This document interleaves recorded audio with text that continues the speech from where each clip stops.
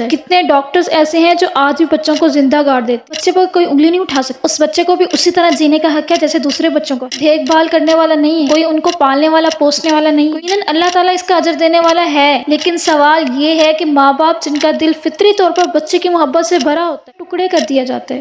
کچرے کے ڈھیروں پر انسانی اعضاء کے ٹکڑوں کو بھنورتے ہوئے کتوں کو دیکھیں، زندہ گاڑی ہوئی لڑکی سے سوال کیا جائے گا کہ تمہیں کس جرم کی پاداش میں قتل کیا، اپنے آپ کو کبھی ایسی جگہ پر تصور کر کے دیکھیے، ہاں تجھے کیا ہو گیا؟ تو کیوں اپنے جگر کے گوشے کے خلاف ہو گئی؟ اپنے بچوں کو، اپنی بیٹی کو اپنے ہی ہاتھوں سے قتل کر ڈالا۔ بچے کو وجود میں لانے سے روکنے کے لیے کس قدر میڈیسن استعمال ہو، انسانیت کس موڑ پر آ پہنچی ہے؟ کیوں لوگ انسانی کے دشمن ہو کر رہے؟ زندگی پر تو ہر انسان کا اپنی نسلوں سے محبت کیجیے، بیٹی اللہ تعالیٰ کی رحمت ہے، بیٹی کو اس کا حق دیجیے۔ جو جھولے میں ڈالے جاتے ہیں وہ بچے جو جان سے ہاتھ دھو بیٹھتے ہیں ان کی اکثریت لڑکیوں کی ہوتی ہے۔ آج بھی انسانیت کو عمر کی تلاش ہے جو بیٹیوں کی حفاظت کرنے والا ہو، ہمیں دیکھنا ہے اور ہمیں دیکھنا ضرور۔ السلام علیکم ورحمۃ اللہ وبرکاتہ۔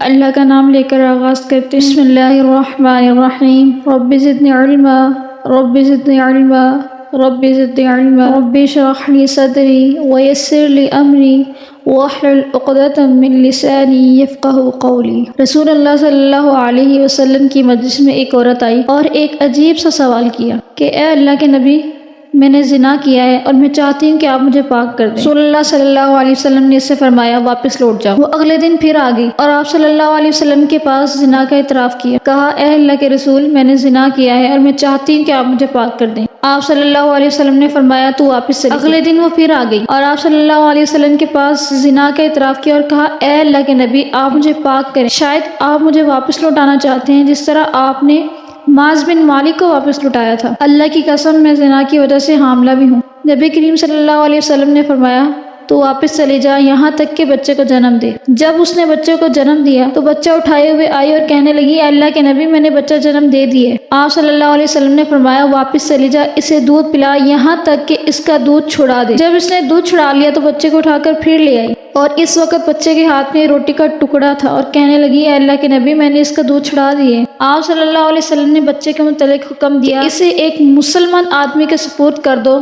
اور اس عورت کے متعلق حکم دیا کہ اس کے لیے ایک گڑھا کھودا جائے اور سینے تک زمین میں گاڑ دیا جائے۔ پھر لوگوں کو حکم دیا کہ اس کو سنسار کرو، اس کو بلی کرو، اس کو تنگ کرو۔ سیدنا خالد بن ولید ایک پتھر لے کر آئے اور اس کے سر پر دے مارا۔ جب اس سے ان کے چہرے پر خون کے چھینٹے پڑے تو انہوں نے اسے برا بلا کہا، تو آپ صلی اللہ علیہ وسلم نے فرمایا خالد باز آ جاؤ، اسے گالی نہ دو۔ اس ذات کی قسم جس کے قبضے میں میری جان ہے، اس نے ایسی توبہ کی ہے اگر جو لوگوں پر ظلم کرتا ہے اور مسکینوں کو ستاتا ہے وہ بھی ایسی توبہ کرے تو اسے بھی بخش دیا جائے گا۔ پھر آپ صلی اللہ علیہ وسلم کے حکم کے مطابق اس کی نماز جنازہ پڑھی گئی اور دفن کر دیا گیا۔ سیدنا عمر کہتے ہیں اللہ کے رسول، ہم اس کی نماز جنازہ پڑھیں حالانکہ اس نے زنا کیا ہے؟ آپ صلی اللہ علیہ وسلم نے فرمایا قسم ہے اس ذات کی جس کے قبضے میں میری جان ہے، اس نے ایسی توبہ کی ہے کہ اگر اہل مدینہ کے 70 آدمیوں میں تقسیم کر دی جائے تو انہیں کافی ہو جائے گی۔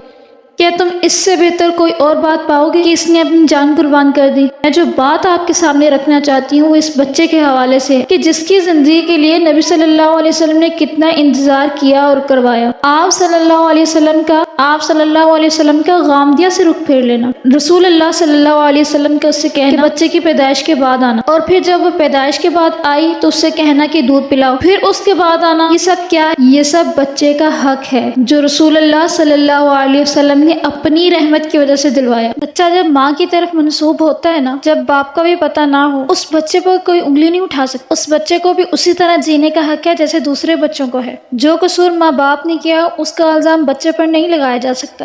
ایک ایسے بچے کی زندگی کی حفاظت کے لیے رسول اللہ صلی اللہ علیہ وسلم نے کیسا عظیم انتظام اور اہتمام کیا، اور آج کچرے کے ڈھیروں پر پڑے بچے، زندگی کے لیے فریاد کرتے بچے، اپنے ہی ماؤں کے ہاتھوں زندگی کھو دینے والے بچے، ان بچوں کے لیے پڑھے جھولے ہمیں یہ بتاتے ہیں کہ بچوں کے لیے وہ رحمت، وہ محبت، وہ ہمدردی، وہ شفقت، وہ نرمی آج مسنگ ہے۔ آج بچوں کے لیے وہ ہمدردی، محبت، شفقت اس معاشرے میں کسی کے پاس نہیں ہے۔ اس سوسائٹی میں ان بچوں کے لیے کوئی ان کا وارث بننے کو تیار نہیں ہے، کوئی ان کی دیکھ بھال کرنے والا نہیں ہے، کوئی ان کو پالنے والا پوسنے والا نہیں ہے، کوئی ان کی ذمہ داری لینے والا نہیں ہے، کسی میں خدمت کا وہ جذبہ نہیں ہے کہ ان بچوں کو پال سکے، مسکینوں کو پال سکے۔ کہاں سے آتے ہیں یہ بچے کوڑے کے ڈھیر پر؟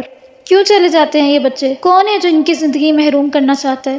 ان بے قصوروں کو جینے کا حق کیوں نہیں دیتے کہ جن کی زندگی امانت ہے؟ عبدالستار عیدی رحم دل انسان تھے، انہوں نے ایسے بچوں کے لیے لوگوں کو توجہ دلوائی کہ ان کو جھولے میں ڈال دو، ان کو قتل نہ کرو، ان کو مارو نہیں، پال نہیں سکتے تو پالنے میں ڈال دو۔ اگر ہم دیکھنا چاہیں تو بلقیس عیدی بتاتی ہیں کہ تقریباً ایک سال میں 365 بچے جھولوں میں ڈالے جاتے ہیں، جن میں سے زیادہ تر زندگی سے ہاتھ دھو بیٹھتے ہیں، نہ خاندان قبول کرے، نہ ماں باپ قبول کرے، نہ معاشرہ قبول کرے۔ کیسی ہے یہ زندگی؟ کیسے زندگی سے محروم ہو جاتے ہیں یہ بچے؟ پیچھے مڑ کر دیکھیں تو وہ افراد جو کل خود تو ماں کی گود میں پلے تھے، وہ ٹیمپریری انجوائمنٹ کی خاطر اللہ تعالیٰ کے قانون کو توڑتے نظر آتے ہیں۔ آج ماں کی گود سے جھولے میں پہنچنے والے بچے کس حال کو پہنچ جاتے ہیں کہ سدا ہی باپ کے نام سے محروم رہتے ہیں۔ وہ رحمت، وہ شفقت، وہ محبت، وہ خیر خواہی، وہ خدمت کے جذبہ جس کے تحت ان کی پرورش کی جاتی ہے، یقیناً اللہ تعالیٰ اس کا اجر دینے والا ہے، لیکن سوال یہ ہے کہ ماں باپ جن کا دل فطری طور پر بچے کی محبت سے بھرا ہوتا ہے، کیسے خالی ہو جاتا ہے وہ دل؟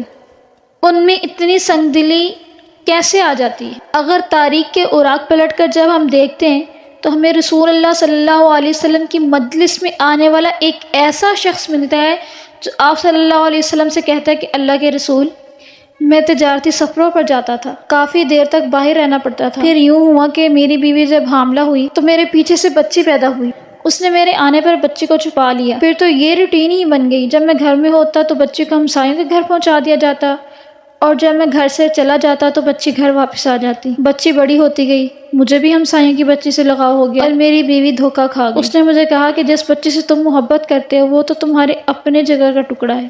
بس پھر کیا تھا، میں نے اس دن سے طے کر لیا کہ میں نے اس بچی سے کیسے نجات پانی ہے۔ ایک روز ایسا ہوا کہ میں نے اس بچی کو اپنی انگلی کے ساتھ لگایا، وہ بھی انگلی پکڑے ساتھ ساتھ چلتی رہی۔ میں نے مٹی کھودنی شروع کی تو وہ بھی اپنے ننھے منھے ہاتھوں سے مٹی ہٹاتی جاتی تھی۔ جب میں نے گڑھا کھود لیا تو میں نے اپنی بچی کو گڑھے کے بیچ میں کھڑا کر دیا، پھر میں نے اس کے اوپر مٹی ڈالنی شروع کی۔ وہ مجھے ابا ابا پکارتی رہی اور میں مٹی ڈالتا رہا حتیٰ کہ اس کی آواز آنا بند ہو گئی۔ صحابہ کرام نے دیکھا کہ نبی صلی اللہ علیہ وسلم کی داڑھی آنسوؤں سے بھیگ گئی ہے، آپ صلی اللہ علیہ وسلم کا سینہ بھیگ گیا ہے۔ لوگوں نے کہا، اے شخص، تو نے اللہ کے رسول صلی اللہ علیہ وسلم کو افسردہ کر دیا ہے۔ آپ صلی اللہ علیہ وسلم نے فرمایا، نہیں، اسے کہنے دو۔ آپ صلی اللہ علیہ وسلم نے اس شخص سے کہا، دوبارہ سناؤ۔ اس نے دوبارہ قصہ سنایا۔ آپ صلی اللہ علیہ وسلم کی آنکھوں سے پھر آنسو بہنے لگے۔ وہ صرف عرب نہیں تھے، وہ دنیا ہی ایسی تھی کہ جہاں پیدا ہوتے ہی بچیوں کو زندہ دفن کر دیا جاتا تھا۔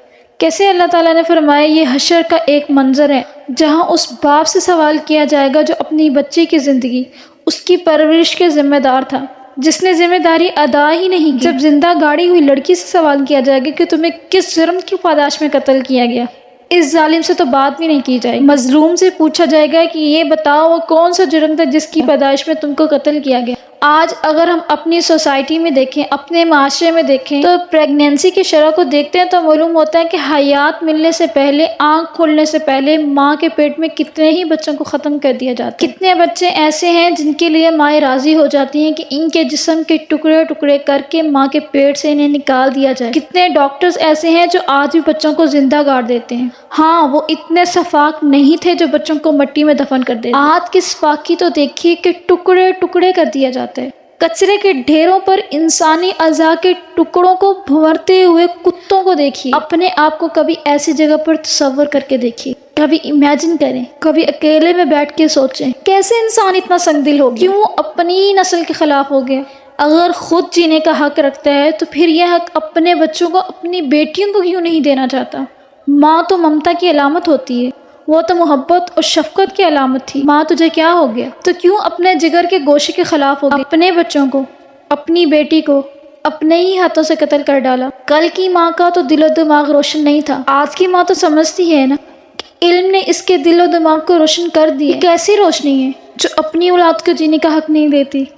اور پھر اس سے پہلے کہ وہ بچہ وجود میں آئے، بچے کے ساتھ تعلق کی یہ کیسی نیت ہے کہ بچے کو وجود میں لانے سے روکنے کے لیے کس قدر میڈیسن استعمال ہوتی ہیں؟ انسانیت کس موڑ پر آ پہنچی ہے؟ کیوں لوگ انسانی کے دشمن ہو کر رہ گئے ہیں، انسانی جان کے دشمن ہو گئے ہیں؟ ہمیں دیکھنا ہے اور ہمیں دیکھنا ضرور ہے۔ زندگی پر تو ہر انسان کا حق ہے، وہ رب کتنا مہربان ہے، برابر کا حق دیتا ہے، بیٹی کو بھی اور بیٹے کو بھی، جینے کا حق بھی اور پرورش کا حق بھی۔ اگر کوئی کسی کی جان لیتا ہے تو جان کے بدلے جان کا حق ہے، اگر ایک مرد قتل ہوتا ہے تو اس کی جگہ پر بدلہ لیا جا سکتا ہے، اسی طرح سے عورت کے قتل ہونے پر بھی برابر کا بدلہ ہے، دونوں جان کی قیمت ایک جیسی ہے۔ اگر ہم سب کو جینے کا حق ہے تو اپنی نسلوں سے محبت کیجیے۔ بیٹی اللہ تعالیٰ کی رحمت ہے، بیٹی کو اس کا حق دیجیے۔ بلقیس صدیقی کہتی ہیں کہ وہ بچے جو جھولوں میں ڈالے جاتے ہیں اور وہ بچے جو جان سے ہاتھ دھو بیٹھتے ہیں، ان کی اکثریت لڑکیوں کی ہوتی ہے۔ بیٹی جینے کا حق رکھتی ہے، اس کو پیدا کرنے والے نے یہ حق دیا ہے، اس سے یہ حق واپس نہ لیں۔ اس کے جیون کے لیے اسباب پیدا کرنے والا وہی ہے جس نے زندگی عطا کی ہے۔ اس نے فرمایا ہے اور اپنی اولاد کو مفلسی کے ڈر سے قتل نہ کرو۔ دور جاہلیت میں بیٹیاں قتل ہوتی تھی، آج اپنی بیٹیوں کے ساتھ یہ معاملہ نہ کرو۔ مجھے یاد آتا ہے وہ واقعہ دریائے نیل کے بارے میں، جب اس میں سیلاب آتا ہے تو مقامی لوگ آبادیوں پر چڑھنے سے روکنے کے لیے، چڑھائی پر چڑھنے سے روکنے کے لیے ایک نوجوان لڑکی کو اس کی نظر کر دیتے ہیں، اس کو خوب سجا بنا کر دلہن بنایا جاتا ہے، پھر اس کو دریائے نیل کے سپرد کر دیا جاتا ہے۔ سیدنا عمر رضی اللہ عنہ تک جب یہ بات پہنچی تو انہوں نے دریائے نیل کے نام خط لکھا کہ اگر تو اللہ تعالیٰ کے حکم سے بہتا ہے، اور یقیناً تو اللہ تعالیٰ کے حکم سے ہی بہتا ہے، تو اب ایسی کوئی چیز آپ کی نظر نہیں کی جائے گی، اس کے بغیر ہی اپنی چال سیدھی رکھو۔ اس کے بعد دریائے نیل کی وہ چڑھائی جو سیلاب کی صورت ہوا کرتی تھی وہ اہل مصر پر نہیں ہوئی۔ میں سوچتی ہوں نیل کے سیلاب کو روکنے کے لیے بیٹی کا ہی سہارا لیا گیا۔ بیٹی کی زندگی قدر و قیمت والی ہے۔ سیدنا عمر نے کیسے ان بیٹیوں کا دفاع کیا جن بیٹیوں کو جوانی میں ہی موت کے گھاٹ اتار دیا جاتا۔ آج بھی انسانیت کو عمر کی تلاش ہے جو بیٹیوں کی حفاظت کرنے والا ہو۔ اللہ سے دعا ہے کہ اللہ تعالی ہمیں سمجھنے کی توفیق عطا فرمائے۔ آخر الدعوانا الحمدللہ رب العالمین۔